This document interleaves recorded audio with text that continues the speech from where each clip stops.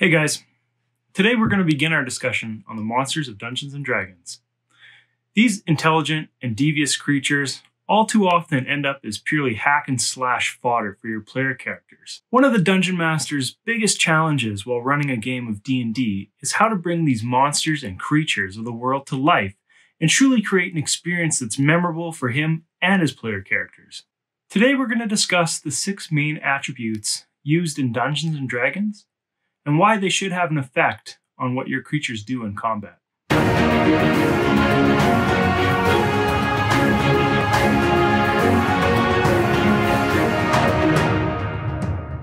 Hey guys, it's Evan from D4 Dungeon here, and I'd like to welcome you all to another video. If this is your first time on our channel, and you want to learn more about how to level up your D&D experience, then start now by subscribing and hitting the bell so you don't miss a thing. In today's video, we're going to get into why the monsters in the monster manuals act the way they do. Why an intelligent mind flayer may handle a party of adventurers quite differently than that of your run-of-the-mill ogre. In order to do this, we need to take a little bit deeper look into the 6 core attributes that D&D uses for all of its creatures, players, and monsters alike.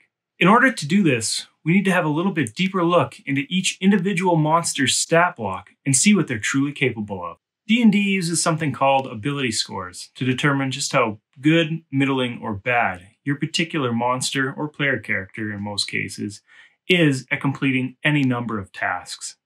These stats are broken down into 6 categories: strength, dexterity, constitution, intelligence, wisdom, and charisma. These ability scores generally range from 1 to 25 and have a modifier based on the score number. This modifier is added to any skill checks or saving throws that the creature may make, and it's tied to a specific stat. Different monsters use these stats in different ways. Their stat block in the monster manual is the clearest evidence of this, and should be your first clue when it comes to determining how you want to play them as a DM. Each monster has developed its own set of skills and abilities that help it survive in the varied and dangerous environments in the Dungeons & Dragons world. Presumably, these monsters have developed these traits and skills the same as the creatures in the real world, for survival and reproduction purposes. Now, with that being said, most creatures want to survive in some way, shape, or form. With the exceptions of some undead, constructs, and extraplanar beings, your creatures will run and hide, use the environment to their advantage, and generally act upon their intelligence and survival skills in order to get them out of a sticky situation. Most monsters have at least 2 stats that they rely on most heavily, and this should give you some insight into how your creatures will behave in any given combat. Strength and constitution generally go hand in hand. Creatures with low strength, low constitution scores tend to make up for this fact by using large numbers. They employ ranged weapons and tend to run at the first signs of any real trouble. If they believe that their group is of sufficient size to swarm and destroy an enemy quickly, then they may take the chance. Creatures with high strength and high constitution scores may welcome the chance for one-on-one combat with a player character. However, depending upon their intelligence and wisdom as well, they'll either move to improve a situation or flee depending on how badly it's going. The dexterity and constitution scores are another 2 that pair well together. Dexterous creatures tend to hide, ambushing their prey and dealing massive amounts of damage in a short period of time. They like to take their quarry down unexpectedly so that they don't have an opportunity to fight back. These are the deadly predators of the world, the large hunting cats and the hungry wolves. Creatures with high constitution and dexterity scores are more likely to stick with a fight and scrap it out. The next ability we're going to talk about is intelligence. Creatures with low intelligence scores tend to rely purely on instinct. They rely on their main attribute scores to the best of their abilities, but are generally unable to adapt to changing situations. Creatures with low to middling intelligence are often crude and struggle with any kind of basic tactic. They can, however, tell when a situation is turned against them and may adjust whatever tactics they are using to better suit them. High intelligence creatures use tactics that complement their best abilities. They employ the high ground for optimum sight distance, coordinate with each other to come up with good plans for both attack and defense, and extremely intelligent creatures may even be able to see your own weaknesses and exploit them to their advantage. The wisdom ability is the main determiner when it comes to whether or not the decision that was just made is good or bad.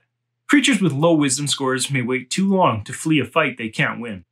creatures with intermediate wisdom scores will know when they've been outmatched and may try to avoid combat altogether, choosing their targets carefully.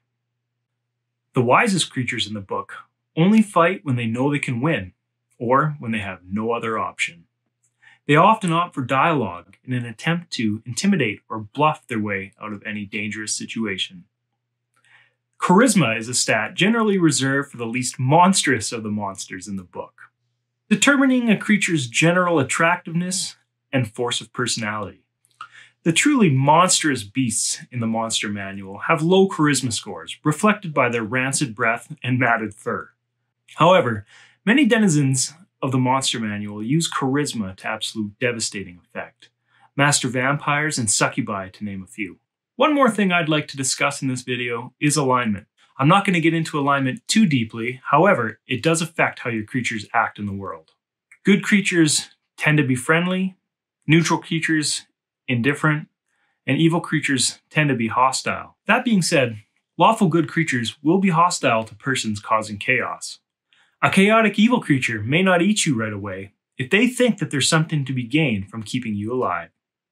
I hope that you guys have enjoyed this video and that it sheds some light on why the monsters in the monster manual behave and act the way they do in the D&D world. Please leave any questions or comments that you may have for me down below. On this segment, I'm going to be exploring a new monster every week, getting down to the bottom of what makes them tick and how they should and can act in your setting, what tactics they may use, and generally how to make them more fun to play and play against for the DM and player alike.